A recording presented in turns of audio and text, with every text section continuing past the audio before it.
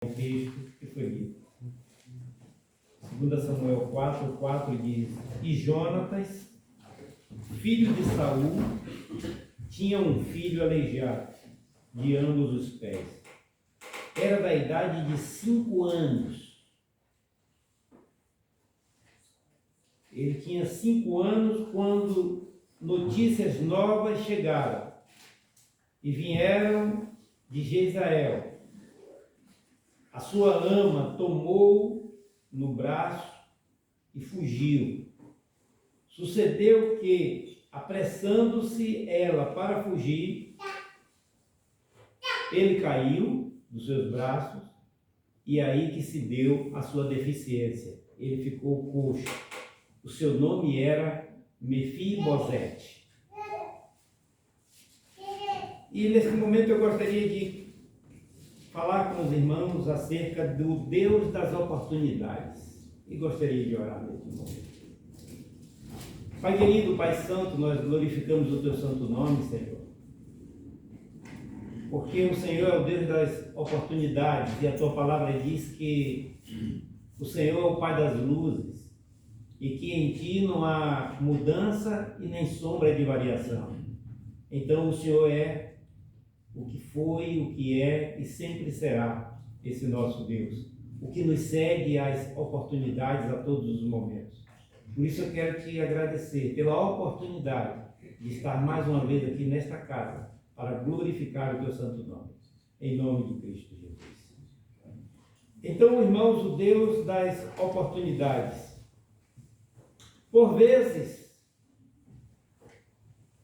ouvimos alguém dizer que a oportunidade bate em nossa porta uma única vez. Outros dizem, em momentos difíceis, se eu tivesse outra oportunidade.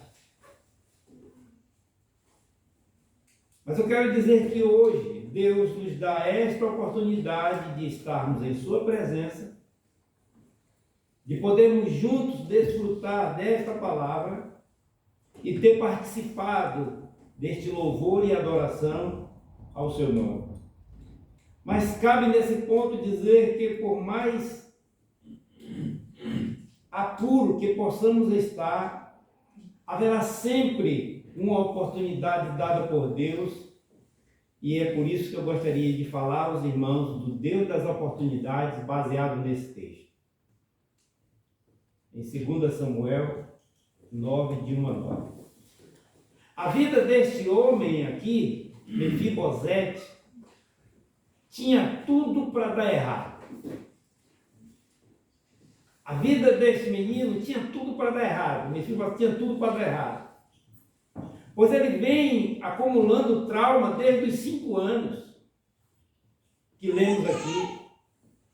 E trauma é uma palavra oriunda do vocábulo grego que mantém um significado de ferida. Já no contexto psicológico, o trauma é considerado como uma interferência na vida de uma pessoa, essa interferência tão forte o suficiente para não permitir que uma ação original aconteça, tendo assim a capacidade de mudar o rumo dessa pessoa. O trauma na vida de uma pessoa tem capacidade de mudar o rumo desta pessoa, direcionando esta vida, a vida desta pessoa traumatizada, de uma forma que esta pessoa seja afastada por forças externas do seu projeto de vida.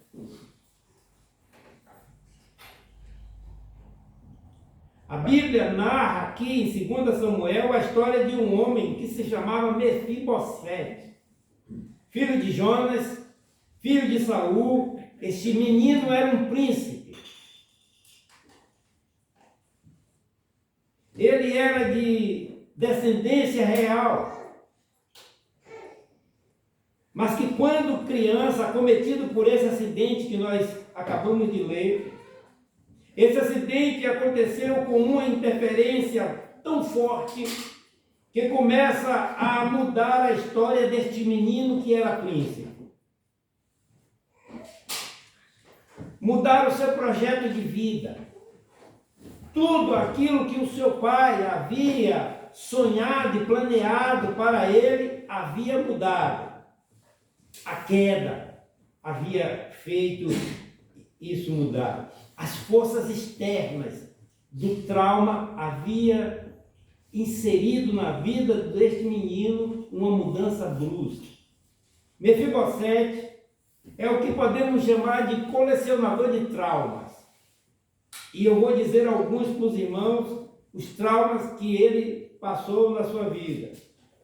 Toda a sua vida foi marcada por decepção, perdas irreparáveis, frustrações e angústias. O histórico de Mefibosete nos mostra que os traumas começando na infância, leva este homem no final, na frente do rei, proferiu uma palavra contra ele mesmo, porque ele tinha já o trauma intrínseco na sua vida. O primeiro nome de Mefibosete não era Mefibosete. O primeiro nome dele era Meribeal. Aliás, com um nome desse que ele não vai ter um trauma. Meribeal, o Senhor contende. E os nomes, no passado, era colocado de acordo com a situação. No dia que a arca da aliança foi perdida, a nora de Eli entrou em trabalho de parto pela notícia da dor da perda do esposo, da arca perdida. Ela entrou em trabalho de parto e colocou o nome do seu filho Icabode, que quer dizer foi a glória de Deus. Era situacional. O Senhor contende, mas por causa da semelhança aos deuses cananeus, logo o seu nome foi mudado para Isbosete, que quer dizer homem de vergonha. Algum tempo depois surge outro nome, esse que acabamos de dizer, Mefibosete, alguma coisa como indigno, exterminador de vergonha. O seu próprio nome estava marcado quem era ele. Um homem indigno, uma criança indigna. E todas estas situações trouxe um pesar muito forte na vida dessa criança. O príncipe, herdeiro do trono, agora um homem envergonhado, detentor de traumas, cheio de frustrações.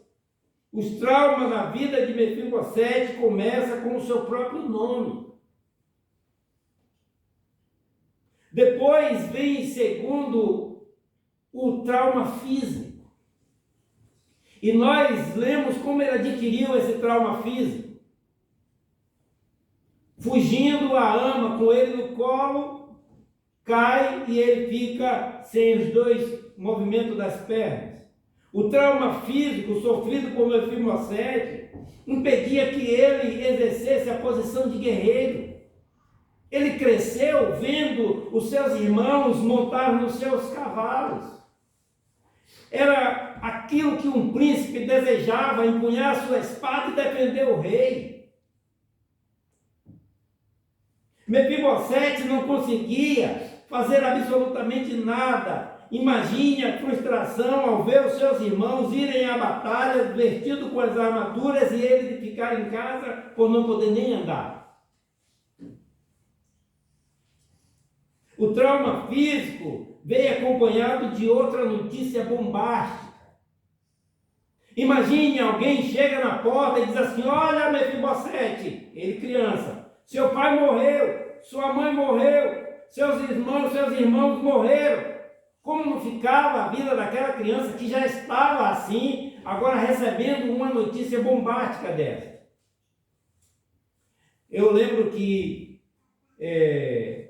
o meu primo, eu era bem pequeno, O meu primo faleceu. E estava eu, meu irmão e minhas tias, que ia para minha casa, para dar notícia de forma bem delicada à minha mãe, que terminou criando o meu primo.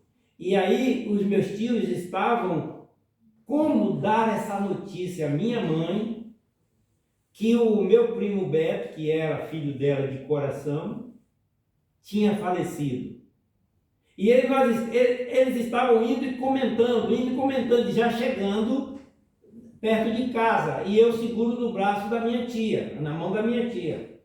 Quando minha tia abriu a porta, que viu a minha mãe, eu larguei do braço da minha tia e cheguei e gritei: mãe, Beto morreu! A minha mãe paralisou e desmaiou.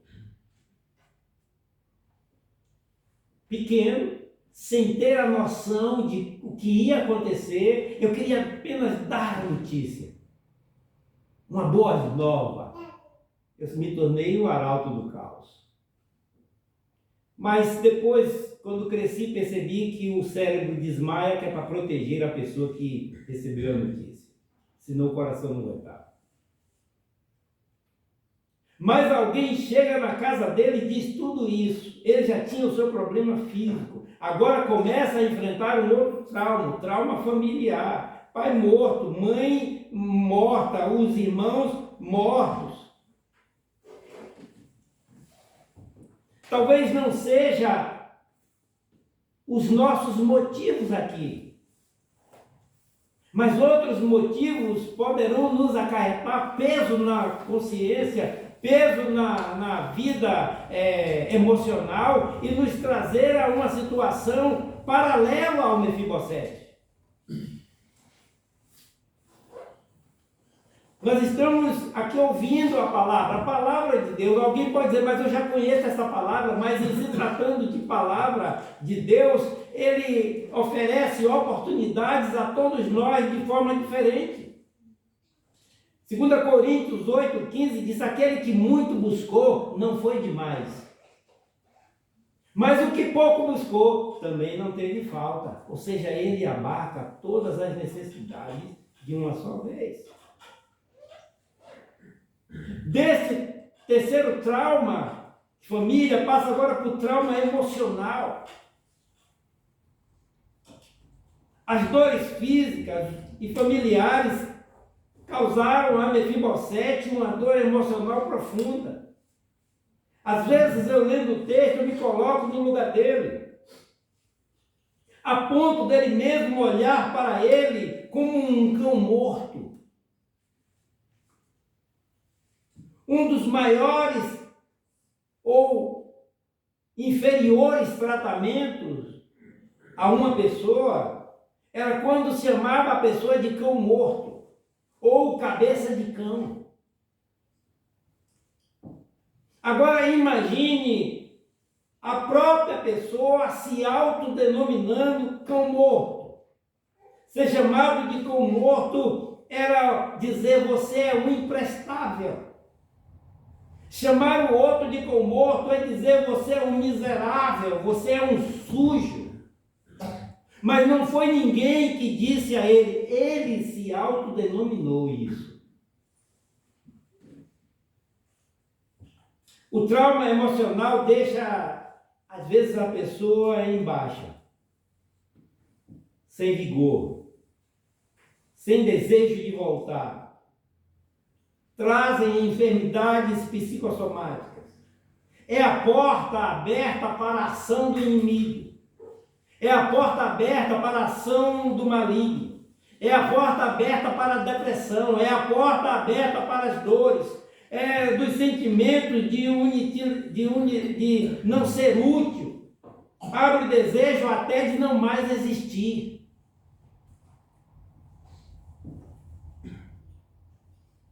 Isso não é apenas, estamos a falar de pessoas comuns. Se nós olharmos o Salmo 42, este salmista vai dizer assim: por que está abatida, ó minha alma?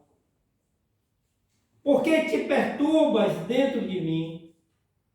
E no verso 13 ele ainda vai dizer: as minhas lágrimas servem de mantimento dia e noite.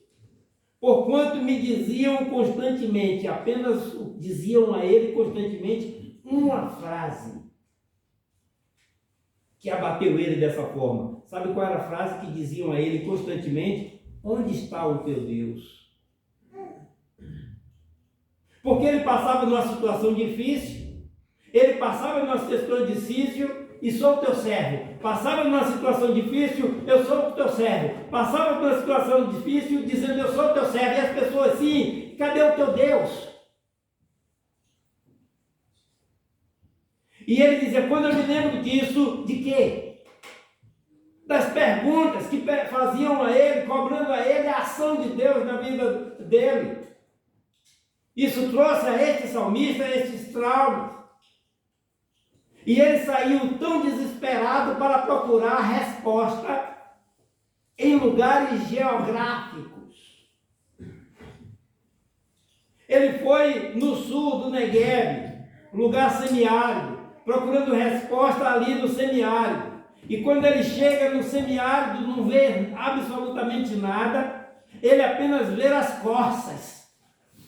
Aquelas corças desesperadas, aquelas corças ansiosas, aquelas corças andando para lá e para cá, aquelas corças ansiosas, sabe por quê? Pelas correntes das águas. As corças sabiam que tinham um problema de sede, mas ali era a resposta que Deus havia dado para elas. Por isso elas correram para ali, ansiosas pelas correntes das águas que estavam vindo. E ele percebe que as corças tiveram respostas, mas ele não teve resposta. E ele diz, como as corças suspiram pelas correntes das águas, assim suspira minha alma por ti, ó Deus. Não tenho resposta. Em lugares geográficos. Porque a resposta de Deus não era no lugar geográfico. Ele não compreende e vai para o norte, aonde nasce lá o Rio Jordão. Ele cai e sai escorregando, descendo aquelas cascatas, e ele vê e ele diz, as ondas me cobrem, um abismo chama outro abismo. Ele estava desesperado, mas não teve resposta também no norte.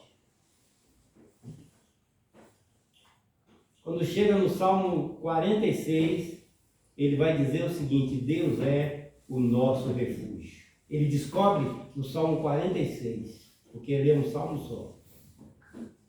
Deus é o nosso refúgio. A segunda oportunidade que ele tem em Deus é no próprio Deus. Não existe outra resposta, não existe vida fora do próprio Deus. Quando Deus cria todas as coisas, é para o benefício próprio daquele que ele criou. Se nós olharmos uma planta aquática, ela vive e sobrevive porque está dentro d'água. Se colocar e plantar ela na terra, ela vai morrer. Se nós colocarmos uma planta que está na terra, botar dentro d'água, vai morrer. Se nós colocarmos e tirarmos o peixe de dentro d'água para a terra, ele vai morrer, porque se sobrevivem, só vivem dentro daquilo, da sua origem. E o homem? O homem foi tirado da terra, está lá o barro, foi feito ali o corpo, mas ali não é a origem do homem.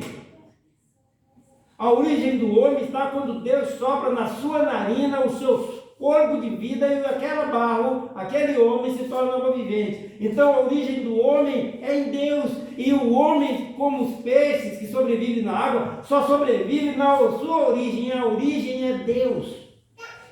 Por isso que ele dá as oportunidades para que nós possamos reconhecer que nós só conseguiremos viver eternamente nele e mais em ninguém. As minhas lágrimas servem de mantimento. O trauma emocional. Uma vez uma mulher ouviu os gritos, correu para a janela do seu apartamento. E quando ela olhou, tinha um homem na janela empendurado, querendo pular da janela. Ela ficou paralisada e olhou, e aquele homem pulou da janela. Isso foi, eu ouvi isso dessa pessoa. E depois que aquele homem pulou da janela, subiu um desejo enorme de fazer o mesmo. Porque ela carregava dentro dela situações muito difíceis. E naquele momento ela estava vivendo aquilo e achava que não tinha outra solução, que a solução era aquela que aquele homem fez. E ela era uma serva de Deus. Então ela ligou para o pastor e o pastor disse: vem aqui agora que eu quero falar com você. E ela foi. E o pastor disse: me conta porque você sentiu essa vontade. E ela disse em outras palavras: porque eu sou um inútil. Ó, eu sou um cão morto. Porque eu ouvi do meu pai o tempo todo que eu era burra. Eu cresci ouvindo isso. E para fugir do meu pai, eu casei com um homem que deu continuidade ao que o meu pai sempre falou, e agora mais agressivo fisicamente. Então eu cheguei à conclusão de que realmente eu sou inútil. O pastor olhou para aquela mulher e disse assim: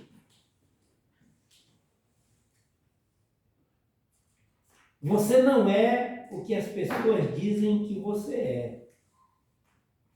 Você é aquilo que Deus diz quem você é.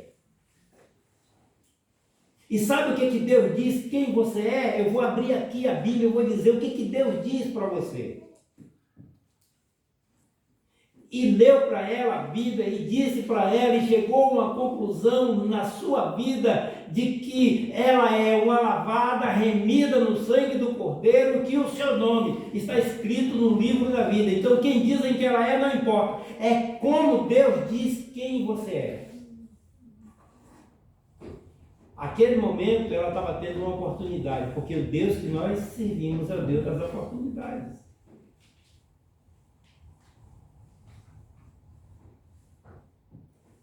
Jesus certa vez disse: vinde a mim todos vós que estão cansados e sobrecarregados. Isso tudo, e eu vos aliviarei. Tomai sobre vós o meu jugo e aprendei de mim, que sou manso e humilde de coração. E aí encontrarei descansos para as vossas almas. Sabe por quê? Porque o meu jugo é suave e o meu fardo é leve. O Deus que nós servimos não é o Deus que aprisiona, é o que liberta. Não é o que interroga, mas o que fala, dando absolvição em Cristo Jesus. O quarto trauma de Mefibosete, trauma social. Em consequência do trauma físico, familiar, Mefibosete foi levado a um lugar denominado, que o irmão leu aqui, de Lodebar. Foi para Lodebar. Sabe o que significa Lodebar? Terra sem pastor. Terra sem lei. Lugar de esquecimento. Porque é no lugar de esquecimento que ficam os miseráveis. É no lugar de esquecimento que ficam os imprestáveis, os inúteis, como ele disse que era. Ele foi levado para a terra sem lei, terra de ninguém. Um lugar onde nenhuma ovelha poderia sobreviver. Não tem pastor para cuidar delas. Uma cidade destinada aos doentes, aos miseráveis, como falamos, aos cegos, aos leprosos, enfim, aos imprestáveis. Foi no lugar do esquecimento. no meio deste cenário em que Mefibosete viveu por 20 anos. De 5, agora ele estava com 25, vivendo naquele lugar. Mefibosete era um homem que tinha nascido para viver como um príncipe, agora estava vivendo tragédia, ou melhor, nem vivendo mais. Ser esquecido, eu acho que é um dos piores sentimentos social que alguém pode sentir. Ser esquecido. Se nós olharmos o apóstolo Paulo, um homem que enfrentou chicotada, um homem que enfrentou naufrágio, o homem que enfrentou quando a cobra o picou, cobra venenosa, o homem que enfrentou apedrejamento, o homem que teve que fugir numa cidade, num cesto para não ser morto, ele teve que se fingir de morto para não ser morto, um homem que viveu as chibatadas que ele tomou, um homem que viveu tudo isso, mas ele viveu resoluto. Eu sei em quem tenho crido, isso é resoluto. No dia que ele estava nas masmorras, na prisão, naquele frio, ele escreve ainda resoluto: combati o bom combate, acabei a carreira e guardei a fé, resoluto. Mas no dia em que Dimas o abandonou, tocou nele. Ele disse: Timóteo, venha depressa. Traga-me os livros, os pergaminhos, a capa. Venha depressa porque o tempo ruge. Eu estou só. Dimas me abandonou. Ele precisava de um amigo. E a gente só começa a reconhecer isso quando o nosso sentimento de abandono vem.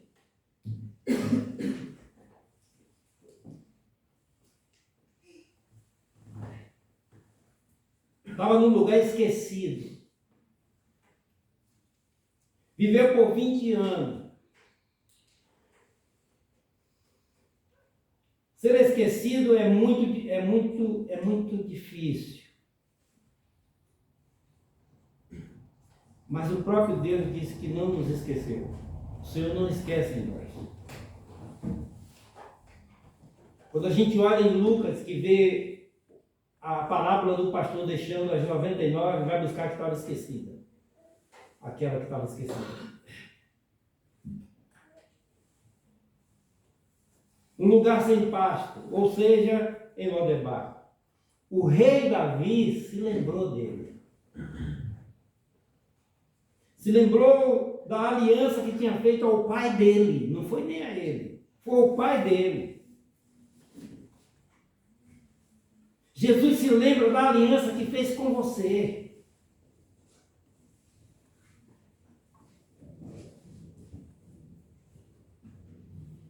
Eu gostaria de falar os cinco últimos traumas. O trauma espiritual. Os complexos. As feridas da alma. Causaram na vida de Mefibosete uma ideia de escravidão. Ele perdeu a posição de príncipe, todos os bens da família, passando a ser escravo dos seus próprios traumas. Mefibosete talvez tinha esquecido até da ação de Deus, como muitas vezes nós nos esquecemos. Talvez ele não se lembrava mais das vitórias que Deus havia dado ao seu pai Saul. Mefibosete era oprimido espiritualmente, andava se arrastando naquela vida sem fé alguma. Alguns homens de Deus também ainda andam se arrastando, passam por grandes crises e traumas. O próprio Davi, no Salmo, narra suas constantes aflições. Davi diz assim: olha, o meu travesseiro serve-me como meu consolo. Ele chorava quietinho. Mas diante de tudo isso, de todas as frustrações, o rei olha para um homem lançado no chão, no meio da sua amargura, e não o vê como cão morto. Ele olha para aquele homem e vê ainda como príncipe.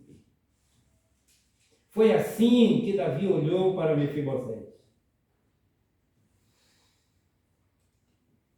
A Bíblia narra alguns milagres que Jesus fez. E quando nós passamos a ver esses milagres, Jesus disse: olhe para mim, olhe fixo para mim. O olhar que Jesus estava ali, olhando para aquele que necessitava, e ele diz: a tua fé te salvou. Porque Deus não olhava para aqueles homens como um derrotado, como um aleijado, como um que estava prostrado ali no chão, mas com uma possibilidade daquele homem ser erguido de novo como um ser humano, como príncipe. Como um homem resgatado e aceito como filho por adoção. Como eu e você fomos filho por adoção. E parece que quando nós falamos eu sou filho por adoção, é mais fraco do que ser filho biológico, mas não é. O filho por adoção é muito mais forte. Havia um costume em Israel que quando o pai sabia que tinha tido filho, a mãe teve o filho, um tempo se acontecia até aquele filho ser apresentado ao pai. Alguns dias, 5 dias, 6 dias, para aquele filho ser apresentado ao pai. E quando aquele filho, porque não tinha DNA, não tinha nada na época. Então aquele filho vinha e era colocado diante do pai. O pai olhava para ele e o tomava no braço. Aquilo ali ele está dizendo: é meu filho por adoção, por amor. E quando tomava no braço, poderia ser até filho biológico. Se ele olhasse e não quisesse, ninguém dizia que ele ia ser o pai. Mas ele tomava e decidia. E quando tomava e decidia, ele era filho, ele era pai biológico e pai por adoção. O pai por adoção ratificava a ser filho biológico. E o que Deus disse? Nós somos filhos por adoção, foi por amor. Olhou, nos gostou de nós e tomou-nos nos seus braços.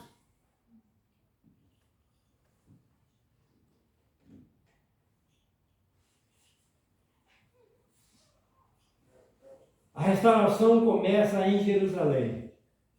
Mefibosete foi levado a um lugar de esquecimento para uma terra de paz. A restauração na sua vida pode começar com os princípios existentes na vida de Mefibosete. Primeiro, Mefibosete foi ao rei como estava. Não vou me preparar, não vou agora, porque eu preciso estar preparado. A Bíblia narra a história de uma mulher, Sírio-Fenícia, que foi até Jesus, se humilhou na presença dele, de maneira semelhante ao que Mefibosete fez diante do rei. Foi como estava.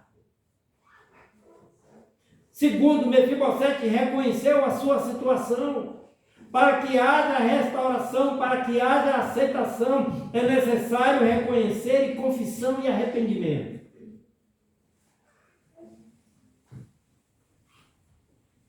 Mefibosete estava cheio de temor, isso no 3. O temor do Senhor é o princípio da sabedoria, o temor a Deus é o princípio da sabedoria. Precisamos entrar na sala do trono, diante do rei, com temor. Assim fazia necessário os sacerdotes quando entravam no Santo dos Santos. E eu gostaria de encerrar dizendo que a partir do dia em que Mefibosete entrou na presença do rei, ele passou a comer pão por contínuo, ou continuadamente na presença do rei, sentado à mesa do rei. Daquele menino que tinha trauma desde 5 anos, até aquele homem que tinha trauma desde os 25, foi apagado tudo, o rei aceitou, sentando sobre a mesa para comer com o rei restituiu a ele as suas riquezas, ele passou a viver como sempre foi, como um príncipe. E nós? Tinha um homem chamado de Nicolau Paganini. Ele nasceu em Gênova em 27 de outubro de 1782 e morreu em Nice, na França, em 27 de maio de 1840. O que tinha esse homem? Esse homem foi um compositor, um violinista italiano, que revolucionou a arte de tocar violino. Ele deixou a sua marca como um dos pilares da moderna técnica de violino, o seu cápsi em Lá menor. Está entre as suas composições mais conhecidas e serve de inspiração para os outros proeminentes artistas. Ele era pequeno, foi levado para o pai, ao mestre, e após ele executar a mais recente concerto de primeira vista, porque é difícil você pegar uma partitura de primeira vista e executar, ele executou com perfeição. Então, aquele velho homem disse assim: Alessandro, o velho mestre aconselhou a continuar os seus estudos em composição. Nada tenho a lhe ensinar a este menino. Vá e procure Ferdinando Prado.